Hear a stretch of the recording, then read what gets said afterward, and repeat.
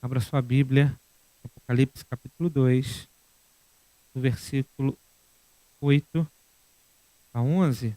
Nós vamos fazer a leitura da carta que Jesus Cristo enviou à igreja de Esmirna.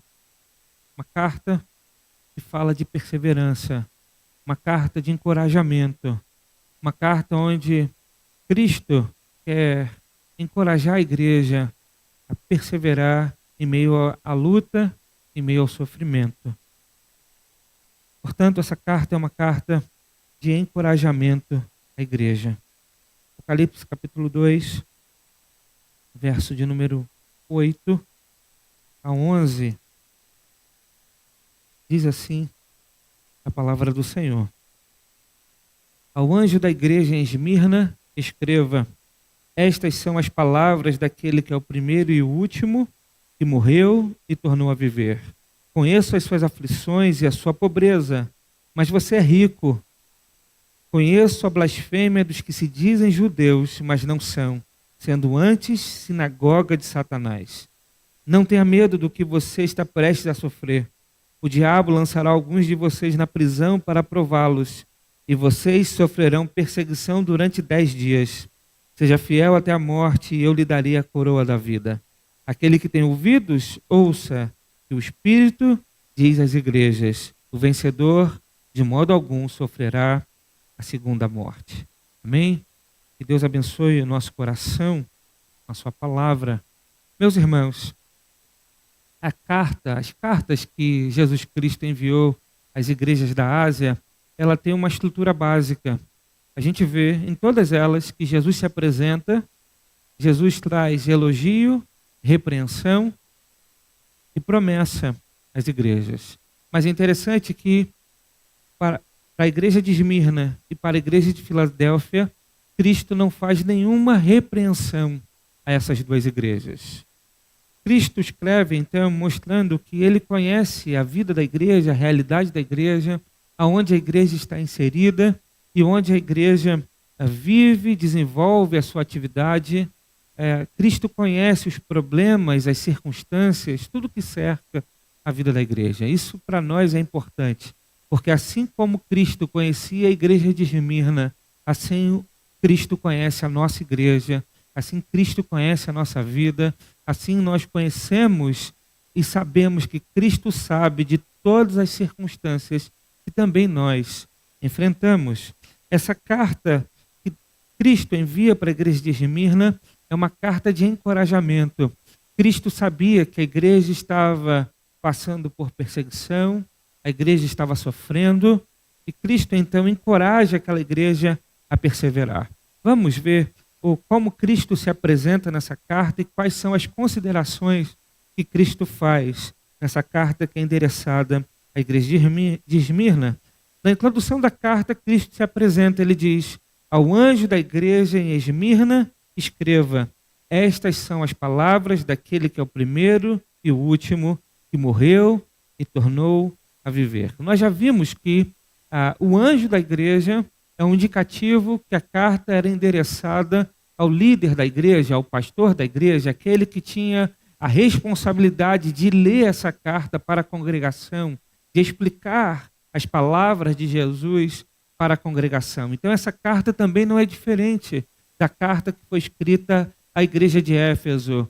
Cristo envia essa carta ao líder da igreja. E essa carta, então, é endereçada ao líder da igreja de Esmirna. E aqui vale a pena a gente pensar no que significa o nome Esmirna. Esmirna vem da palavra mirra, que era uma substância extraída de uma planta que sofria esmagamento. Era uma substância, então, que era fabricada a partir do esmagamento de uma planta, e essa substância era servida para a fabricação de perfumes e também era utilizada para embalsamento dos corpos. Quando a gente pensa nisso, a gente lembra que os cristãos em Esmirna estavam literalmente sendo esmagados pela perseguição.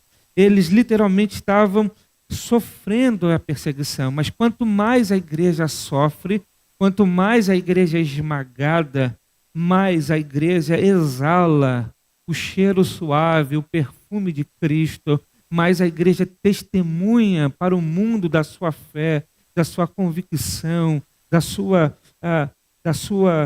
seu apego, da sua devoção ao seu próprio Deus. Então, quanto mais a igreja sofre, mais Cristo é glorificado, porque a igreja persevera em meio à perseguição. O sofrimento, então, de um verdadeiro cristão nunca pode ser considerado um suplício, mas uma oportunidade de testemunhar, de exalar Cristo, o bom perfume do Senhor, para todos os lados. Alguém já disse que o sangue dos mártires é a tinta que escreveu a história da igreja. Quanto mais a igreja sofre e é perseguida, maior a igreja cresce, porque a igreja não dá as costas para o seu Senhor, mesmo diante do sofrimento e da perseguição. Isso estava acontecendo aqui. É o contexto da igreja de Esmirna. Cristo, então, escreve para a igreja de Esmirna e diz: estas são as palavras daquele que é o primeiro e o último. E nós já vimos que essa apresentação de Jesus é um indicativo de que ele é o Criador e o consumador de todas as coisas. Ele é o primeiro e o último. Todas as coisas estão, então, debaixo da soberania de Deus, do governo de Deus e do cuidado de Deus. Ele é a primeira e a última palavra. Os imperadores da época, os soberanos da época, os homens que tinham poder e autoridade na época, queriam ser primeiro em todas as coisas e queriam ter a última palavra em todos os assuntos. Mas o que Cristo está dizendo à igreja de Esmirna, e não apenas àquela igreja, mas a todos nós, que ele é a primeira e a última palavra. Isso é algo importante para nós. Compreender que a nossa vida está nas mãos de Cristo e ele tem a última palavra para a vida da igreja. Isso é algo importante. Cristo, então, se apresenta como o primeiro e o último, e aquele que morreu e tornou a viver. Ele se apresenta como aquele que venceu a morte, aquele que morreu e voltou à vida, aquele que ressuscitou. E é muito interessante que essa apresentação é justamente feita à igreja de Esmirna, que ficava nessa cidade chamada Esmirna, e era uma cidade que foi destruída há 600 anos antes de Cristo e ficou por 400 anos destruída. E depois foi reconstruída e se tornou uma das cidades mais belas da época. Jesus, então, está utilizando uma linguagem que era própria para aquela cidade. Aquela cidade sabe o que é ressurgir, voltar a viver, voltar a ter vida. É interessante que o Evangelho de João, no capítulo 2, no verso 19, mostra para nós que Jesus disse: destrói este santuário e eu levantarei por 3 dias. E o texto diz que Jesus está se referindo ao seu próprio corpo, em que seria então morto e voltaria a viver. Cristo então apresenta-se como aquele que venceu a morte. E por que Cristo faz isso? Para dar coragem à igreja. Para dar coragem à igreja. Jesus está dando coragem à igreja de Esmirna. Jesus está dizendo para eles: olha, vocês podem até passar pela morte, mas saiba que ela não é o fim, porque eu tenho a última palavra e a morte foi vencida.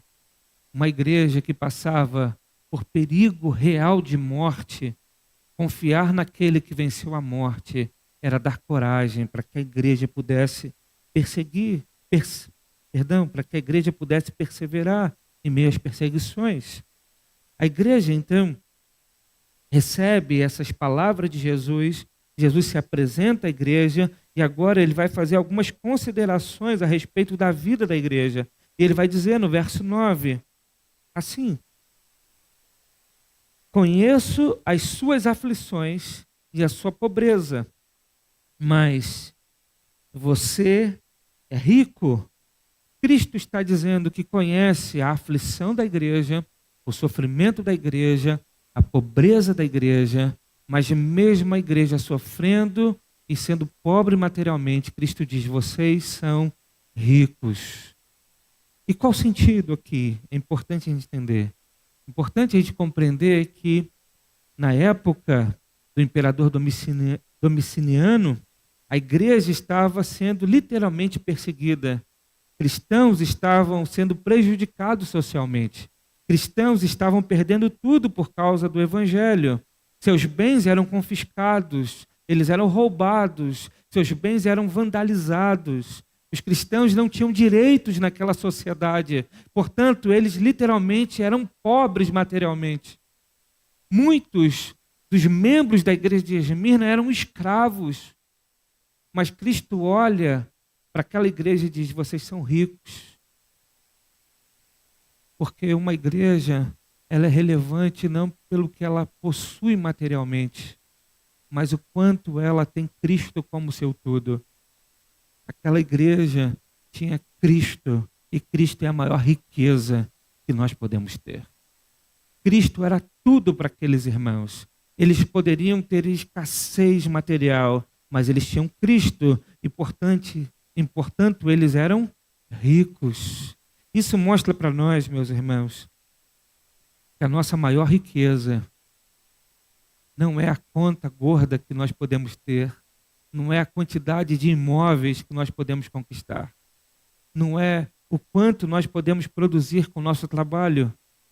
A maior riqueza que nós podemos ter é Cristo. Cristo. Sempre digo para os irmãos que se Cristo não for a maior riqueza nossa, faremos de qualquer outra coisa um Deus para o nosso coração. Se o dinheiro for a coisa mais importante, o dinheiro se tornou Deus para nós. Portanto, aquela igreja, embora fosse pobre, embora sofresse, Cristo diz: vocês são ricos. Porque eles eram cheios de Deus. Mas ainda, o verso B vai dizer, a parte B do verso 9 vai dizer: conheço a blasfêmia dos que se dizem judeus, mas não são, sendo antes sinagoga de Satanás. Não tenham medo do que vocês, não tenha medo do que você está prestes a sofrer.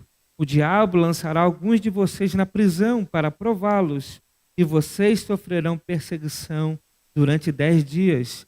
Seja fiel até a morte, e eu lhe darei a coroa da vida. Aqui a gente aprende que a igreja precisa se manter firme diante do sofrimento e da perseguição. Aqui é interessante que a perseguição, ela tem 2 níveis aqui. Existia a perseguição de Roma, do Império, mas aqui o texto está se referindo também a uma perseguição dos judeus. É interessante a gente observar que desde do ministério terreno de Jesus Cristo, Cristo é perseguido. A igreja de Cristo em Atos é perseguida pelos judeus. E aqui também eles são perseguidos pelos judeus.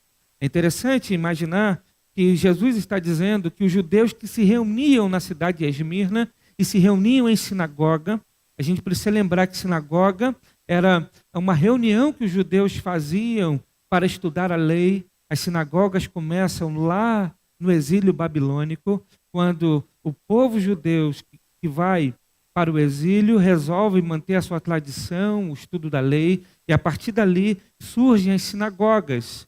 Quando Cristo vem à terra, Cristo vai às sinagogas ensinar a palavra. Os apóstolos vão às sinagogas ensinar o evangelho. E aqui, na cidade de Esmirna, também tinha uma sinagoga. Só que não era uma reunião de Deus. O que Jesus está dizendo é que essa sinagoga era uma sinagoga de Satanás. Era uma sinagoga do diabo. Era uma sinagoga do adversário. Por quê?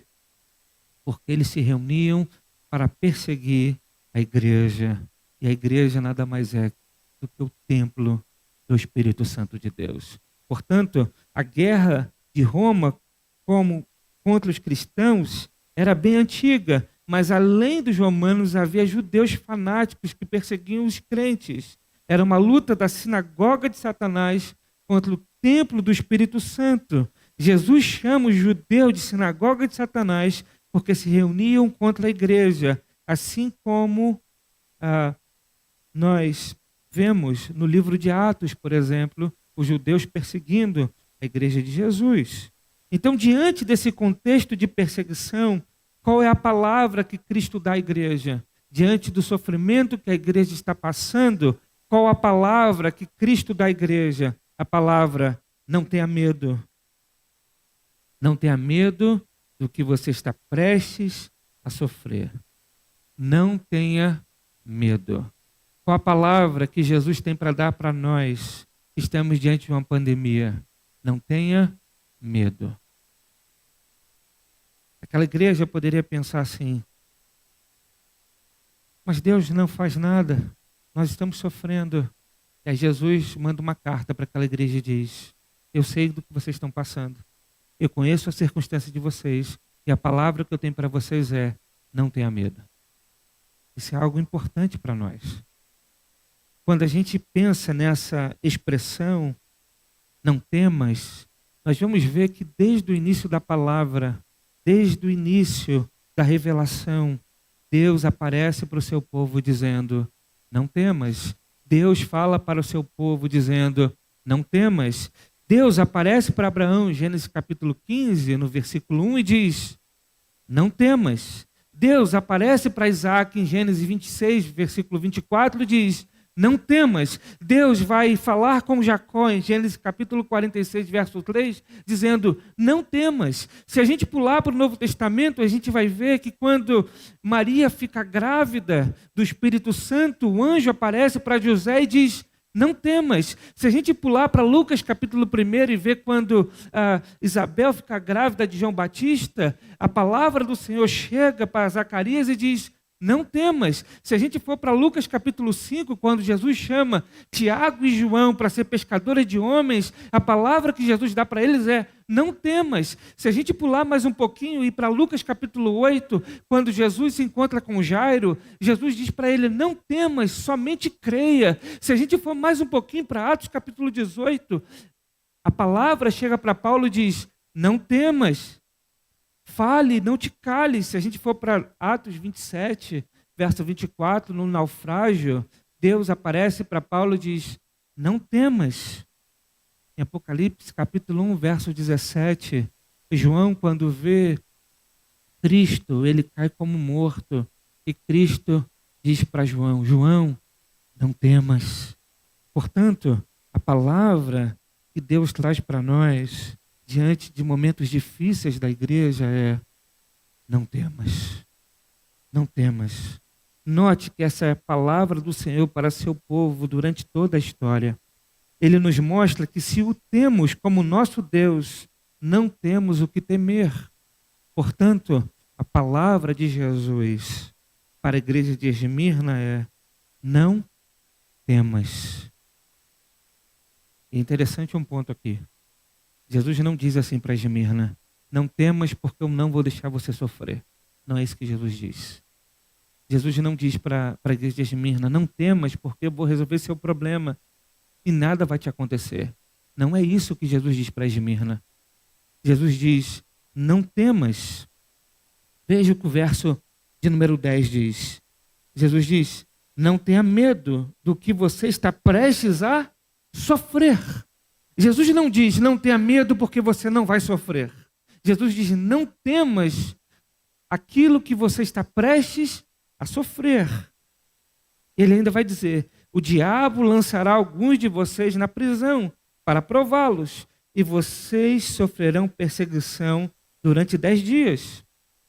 Seja fiel até a morte, e eu lhe darei a coroa da vida. Então perceba, o fato de confiar em Deus não significa que nós seremos poupados do sofrimento. A nossa confiança é ultra circunstancial. Independe se iremos sofrer ou não. Confiamos em Deus primeiro, independente daquilo que vai acontecer com a nossa vida.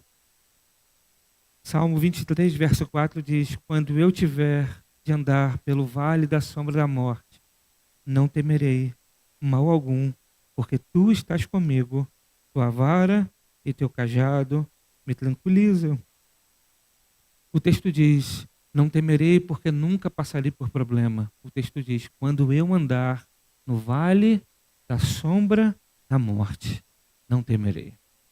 Salmo 27, versículo 1 diz: o Senhor é minha luz e a minha salvação. A quem temerei?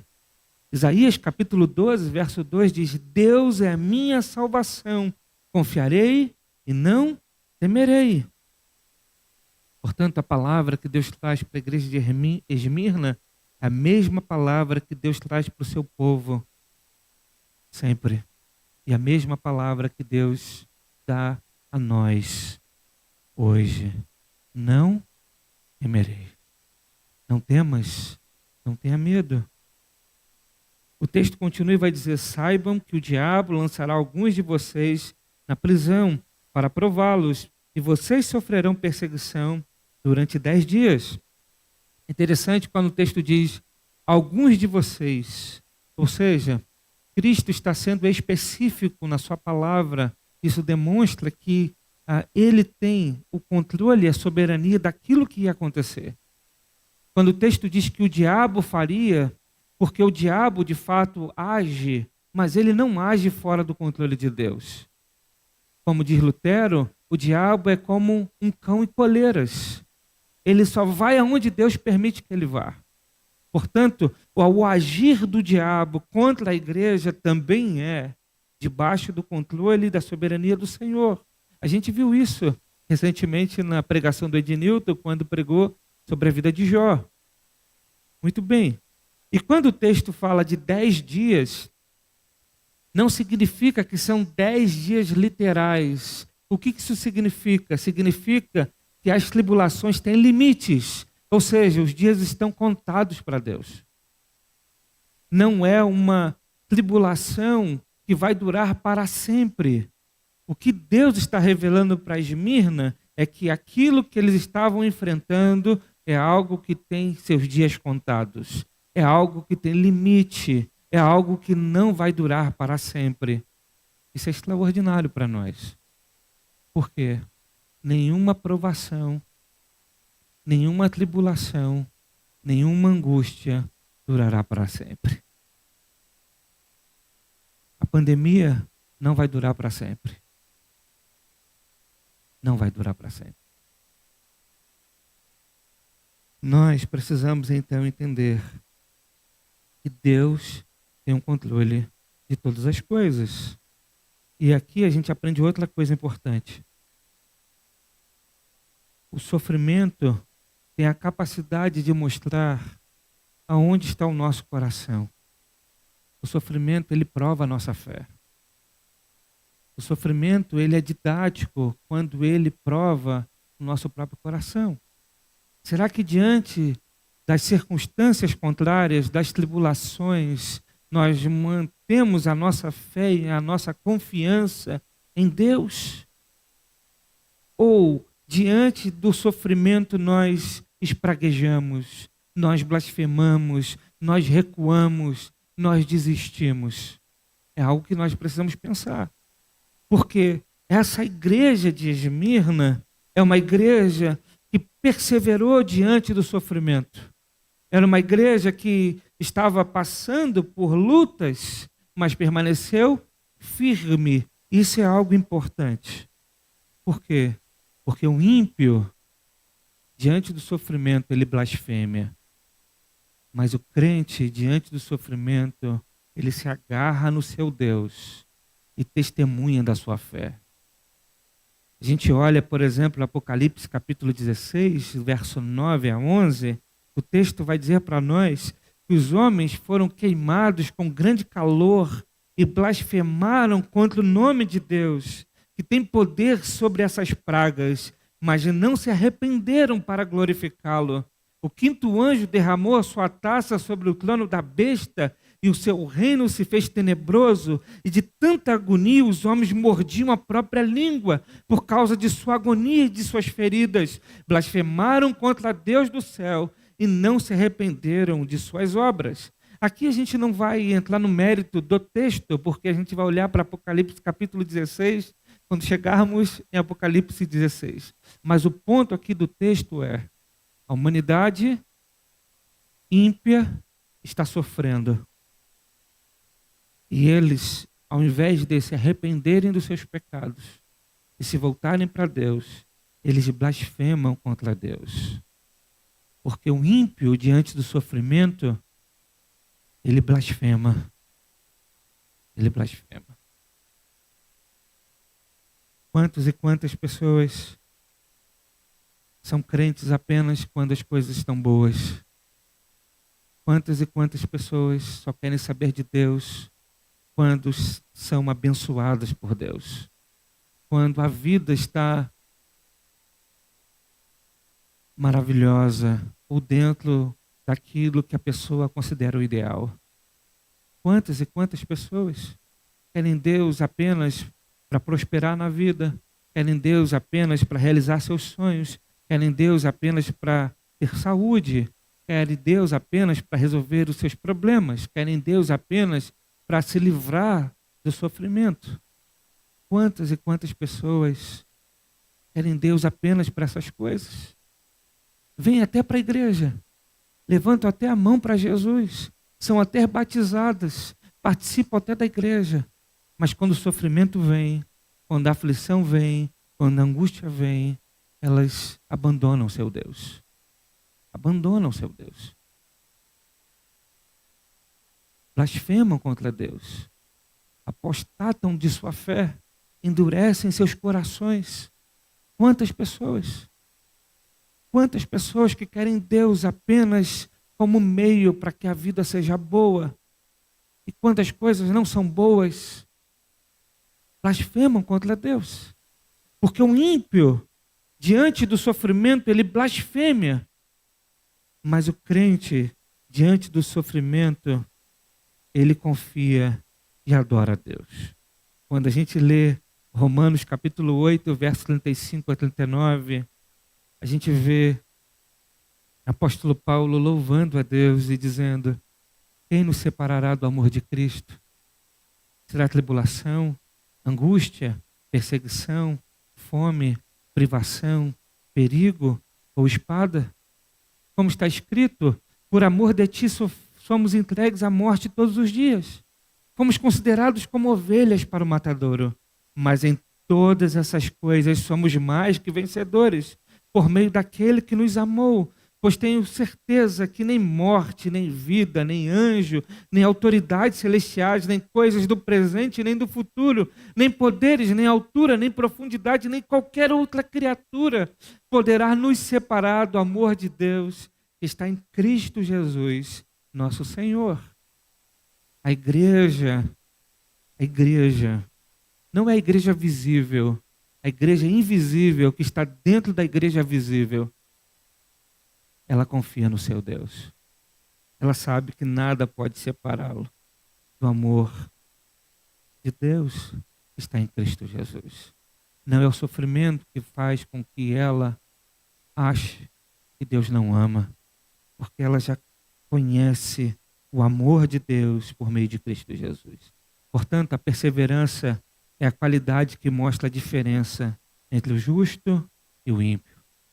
A perseverança é a qualidade que mostra a diferença do crente para o descrente. O crente é o que persevera. O crente é aquele que prossegue, que continua. Como diz Paulo em 2 Coríntios capítulo 4, verso 13, quando perseguidos, suportamos. E aqui, meus irmãos, a gente então aprende uma outra coisa importante. Jesus não poupa a igreja do sofrimento, mas exorta para que sejam fiéis. Jesus não poupa a igreja do sofrimento, mas exorta a igreja para que a igreja permaneça fiel. O texto continua e vai dizer: sejam fiel até a morte, e eu lhe darei a coroa da vida.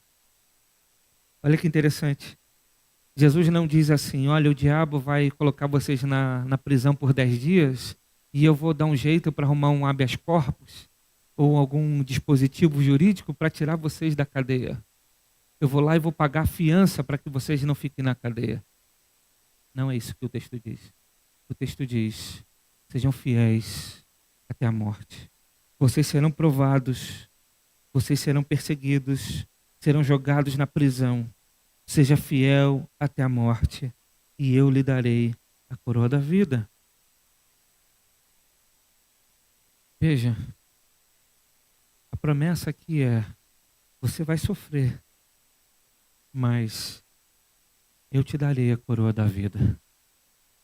E é interessante a gente olhar para a Bíblia e perceber que geralmente quando a Bíblia anuncia o sofrimento, esse sofrimento sempre é acompanhado de uma promessa ou de uma recompensa. É interessante isso. A maioria das vezes que a Bíblia anuncia o sofrimento, esse sofrimento sempre é acompanhado de uma promessa ou de uma recompensa. Eu quero citar alguns textos para mostrar isso. Mateus capítulo 10, verso 22, por exemplo, a gente vai ver o sofrimento anunciado. Todos odiarão vocês por minha causa. E logo em seguida vem a promessa: mas aquele que perseverar até o fim será salvo. João capítulo 16, verso 20, apresenta o sofrimento. Digo-lhes que certamente vocês chorarão e se lamentarão, mas o mundo se alegrará. Vocês se entristecerão. Aí depois vem a promessa: mas a tristeza de vocês se transformará em alegria. No verso 21 ainda, o texto diz: a mulher que está dando à luz sente dores, porque chegou a sua hora. Mas aí anuncia a recompensa. Mas quando o bebê nasce, ela esquece a angústia por causa da alegria de ter nascido no mundo um menino. O verso 22 do capítulo 16 de João apresenta o sofrimento. Assim acontece com vocês. Agora é hora de tristeza para vocês. Mas vem a promessa: mas eu os verei outra vez, e vocês se alegrarão, e ninguém lhes tirará essa alegria. Ainda no capítulo 16 de João, Jesus vai dizer: no mundo tereis aflições, tribulações. Mas o texto continua e diz: mas tem de bom ânimo, eu venci o mundo. 1 Pedro capítulo 4, verso 12, anuncia o sofrimento. Amados, não estranheis a provação que como fogo vos sobrevém, como se vós estivesse acontecendo alguma coisa estranha. E agora vem a promessa: mas alegrai-vos por serdes participantes dos sofrimentos de Cristo, para que também vos alegreis e exulteis na revelação da sua glória. Se sois insultados por causa do nome de Cristo, sois abençoados, porque sobre vós repousa o Espírito da glória, o Espírito de Deus. Filipenses capítulo 1, verso 29, apresenta o sofrimento. Pois por amor de Cristo, vós foi concedido não somente crer nele, mas também sofrer por ele. Mas se a gente lê o verso 28, diz: para vós, isso é sinal de salvação, e isso vem de Deus. 2 Timóteo, capítulo 1, verso 8, anuncia o sofrimento. Participa comigo dos sofrimentos do Evangelho, segundo o poder de Deus. Mas o verso 9 diz: ele nos salvou e nos chamou com uma santa vocação, não por causa das nossas obras, mas devido ao seu propósito e à graça que nos foi concedida em Cristo Jesus antes dos tempos eternos. Jesus, no Sermão do Monte, Mateus 5, verso 11, vai dizer: bem-aventurados serão vocês quando por minha causa os insultarem, perseguirem e levantarem todo tipo de calúnia contra vocês. Verso 12, alegrem-se e regozijem-se, porque grande é a sua recompensa nos céus. 2 Coríntios, capítulo 5, verso 1, Paulo anuncia o sofrimento, porque sabemos que se a nossa casa terrestre deste tabernáculo se desfizer, vem agora a recompensa. Temos de Deus um edifício, uma casa não feita por mãos, eterna nos céus. Nesse texto, o texto anuncia o sofrimento. Não temas o que há de sofrer. O diabo está para colocar alguns de vós na prisão, para que sejais provados, e passareis por uma tribulação de 10 dias. A promessa: ser fiel até a morte, e eu te darei a coroa da vida. Ser fiel até a morte, e eu te darei a coroa da vida.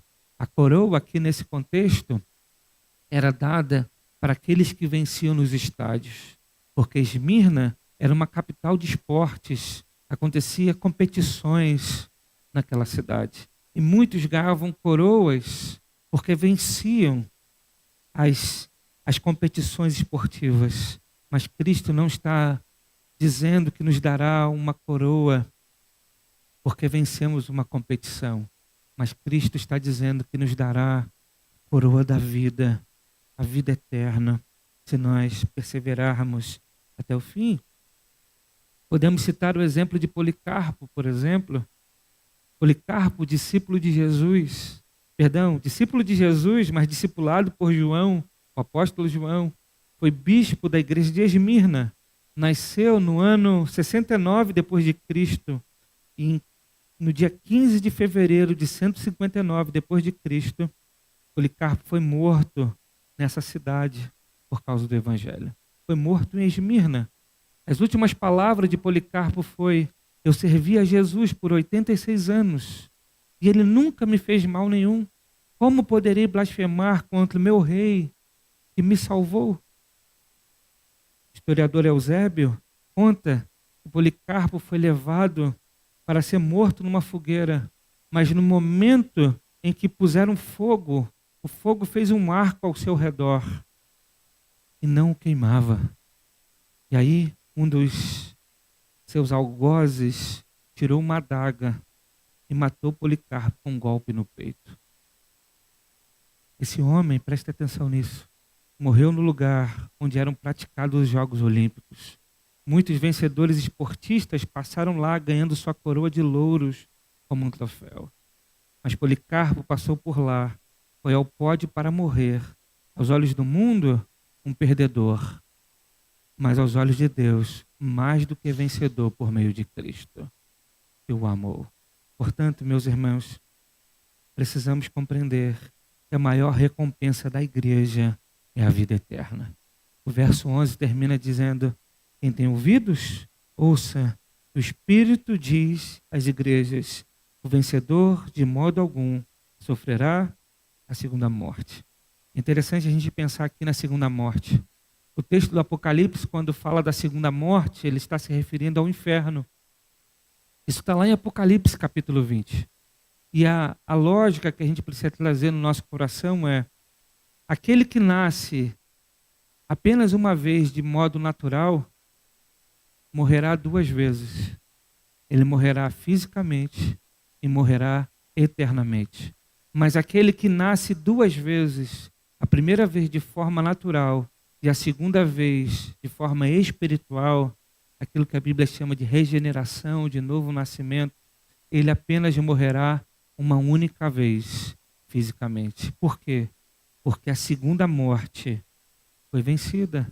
O vencedor de modo algum sofrerá a segunda morte. O que então Cristo está propondo à igreja de Esmirna? A vida eterna. Então perceba, o que a gente aprende com esse texto é que Cristo não poupa a sua igreja do sofrimento, mas o sofrimento que a igreja passa nesse mundo será recompensado na vida eterna. Algumas aplicações para a gente fechar. Em primeiro lugar, o sofrimento de um verdadeiro cristão não é um suplício, mas um testemunho que exala Cristo a todos os lados. Meus irmãos, todas as vezes que nós passarmos pelo sofrimento, precisamos aproveitar esta oportunidade para testemunhar de Cristo, para testemunhar da nossa fé. Nós não podemos esquecer disso.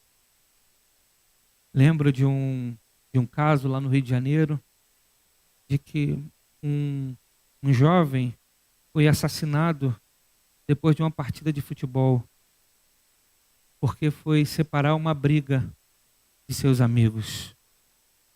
De repente, um homem foi e tirou a vida desse rapaz.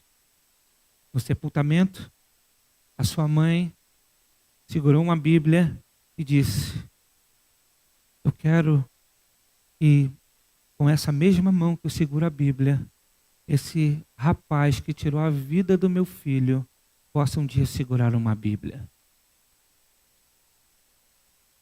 Diante de uma dor absurda, aquela mãe foi capaz de perdoar o seu algoz. Foi capaz de testemunhar de Cristo. O sofrimento sempre é um ambiente onde eu e você teremos a oportunidade de exalar o perfume de Cristo. É nessas horas que nós demonstraremos verdadeiramente a nossa fé. A provação, ela mostra para nós aonde está o nosso coração. Portanto, o sofrimento de um cristão não é um suplício, mas um testemunho que exala Cristo a todos os lados. Se nós entrarmos na internet e olharmos a vida dos missionários que estão lá fora, que estão no Oriente, por exemplo, e em outros lugares, nós vamos ver muitos de nossos irmãos perdendo a vida, mas sem abrir mão de sua fé. Muitos e muitos que perdem propriedades e bens aqui neste mundo, mas não abrem mão da sua habitação e da sua casa na eternidade.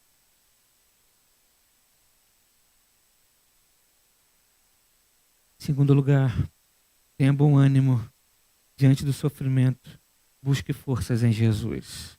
Quando a gente diz sobre essas coisas, pode parecer a ideia de que o pastor está dizendo que crente não sofre. O pastor está dizendo que crente é protegido. Não, pelo contrário, a gente está vendo isso aqui. Crente sofre como sofre o ímpio. A pandemia é uma prova disso. A pandemia veio para arruinar a teologia da prosperidade. Aquela ideia de que crente não sofre. A pandemia veio para acabar com esse falso evangelho. Crente sofre.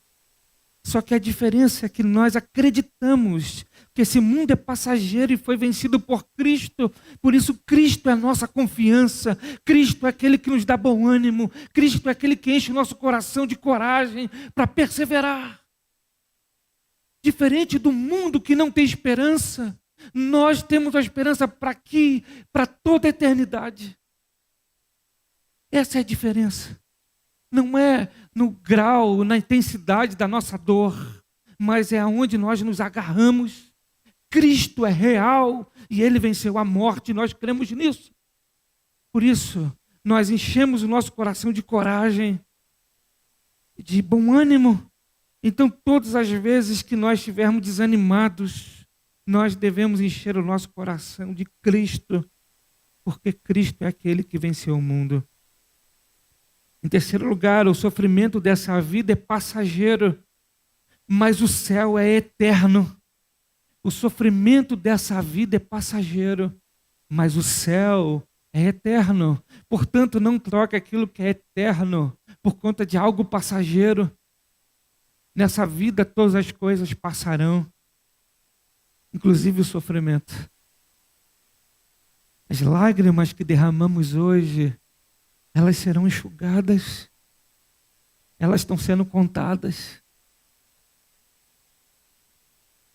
Chegará um tempo que nós não choraremos mais. A dor que nós sentimos nesse corpo marcado pelo pecado, chegará um tempo que nós não sentiremos mais. Portanto, o sofrimento dessa vida é passageiro, mas o céu é eterno. Quarto lugar, para alguém sem Cristo, a morte é um ponto final das alegrias desta vida. Mas para um cristão, a morte é a linha de chegada para as alegrias da vida eterna. Para alguém sem Cristo, a morte é um ponto final para as alegrias desta vida. Mas para o cristão, a morte é a linha de chegada para as alegrias da vida eterna. No mundo que vive sem Deus, é tão interessante isso. Hoje, a humanidade quer viver sem Deus. Ela quer viver da sua forma, buscando a sua felicidade aqui e agora. Mas tem sentido, tem lógica isso. E por que tem lógica? Porque para eles só tem esses momentos para viver. Para eles, morreu, acabou. Não há esperança. Não há uma alegria. Para eles, a morte é o fim de tudo. Então eles só têm esses dias para viver. E eles querem viver de qualquer forma, de qualquer jeito. Porque para eles não há um Deus. Eles não têm que prestar conta de absolutamente nada para ninguém. Morreu, acabou. Mas nós sabemos que essa é uma mentira, uma ilusão. Porque há o primeiro e o último. Ele é o Criador e Consumador de todas as coisas. E todos nós prestaremos conta da nossa vida a Deus. Mas para nós, a nossa alegria maior não é aqui. Aqui vivemos muitas alegrias. Alegria e alegrias extraordinárias. Alegria de uma mãe que tem um filho. Alegria de um casamento. Alegria de uma viagem inesquecível. Alegria de conquistar um bem material. Todas elas são alegrias, mas nenhuma delas é comparada com a alegria que nós desfrutaremos eternamente. Porque a alegria que temos com o nascimento de um filho é extraordinário. Mas dentro de poucos dias, esse filho vai gerar angústia, preocupação, sofrimento. Porque quando ele fica doente, nós sofremos. Quando ele precisa de algo que nós não podemos dar, nos sentimos limitados. Toda alegria, por mais que seja plena nesse mundo, ela não é constante. O casamento, quando a gente casa, é maravilhoso. Vamos para a lua de mel, é maravilhoso. Mas depois, quando volta, há tribulações, há desentendimentos, há angústias. Porque por mais que vivamos alegrias neste mundo, ela não é constante. Mas a Bíblia diz que um dia, quando essa ordem passar e se inaugurar uma nova ordem, quando a cidade celestial descer e nós vivermos num novo céu e numa nova terra, a nossa alegria será plena e constante. Portanto, não troque as alegrias passageiras pelas alegrias eternas. E por último, não abandone a sua fé. Não abandone a sua fé. Ah, meus irmãos, eu tenho dito isso aqui. Ainda virá muitas consequências dessa pandemia. Estamos perdendo muitas pessoas para o vírus. Mas também muitas pessoas se perderão na fé e apostatarão por conta da pandemia. Muitas pessoas negarão a Deus. Muitas pessoas não desejarão mais a igreja. Muitas pessoas se afastarão do Senhor. Porque o que a pandemia tem feito é não apenas nos distanciar uns dos outros, mas tem feito o distanciamento de muitas pessoas de Deus. E quanto mais nos sentimos confortáveis nesse mundo, menos desejamos aquilo que está por vir. Quanto mais nos preocupamos com a vida do aqui e agora, mais distante fica a nossa percepção, o nosso olhar da eternidade. Quanto mais olhamos focados no hoje, perdemos de vista aquilo que ainda está por vir. Nós não podemos ser esses. Porque nós não podemos ser daqueles que retroagem, aqueles que voltam atrás, mas somos daqueles que perseveram e perseveram até o fim. E para nós há uma coroa que nos aguarda. Uma coroa de vida eterna.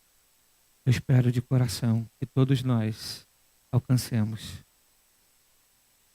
a linha de chegada para receber o nosso prêmio reservado e guardado nos céus para nós. Que Deus nos abençoe.